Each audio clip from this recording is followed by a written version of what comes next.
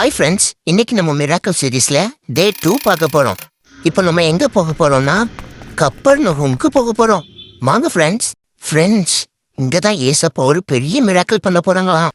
ஆனா இங்க இந்த அங்கிள் தான் அழுதுகிட்டு இருக்கிறாங்க. ஃப்ரெண்ட்ஸ், இவங்க தான் இந்த ஊர்ல உள்ள கவர்மெண்ட் ஆபீசரா. இவங்களோட பையனுக்கு உடம்பு சரியில்லையா, சாக போற கண்டிஷன்ல இருக்காங்க ஃப்ரெண்ட்ஸ். அதான் ரொம்ப ஃபீல் பண்ணி அழுறாங்க. ஃப்ரெண்ட்ஸ், இவங்க எங்கேயோ ரொம்ப தூரமா நடந்து போறாங்க. வாங்க நம்ம அவங்க பின்னாடியே போகலாம். ஃப்ரெண்ட்ஸ், கிட்டத்தட்ட 30 கிலோமீட்டர்ஸ் நடந்து வந்துட்டோம். இன்னும் அவங்க நடக்கிறது ஸ்டாப் பண்ணவே இல்லை.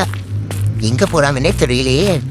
ஓஹோ, அவங்க நம்ம ஏசப்பாவை பார்க்க தான் வந்திருக்காங்க ஃப்ரெண்ட்ஸ்.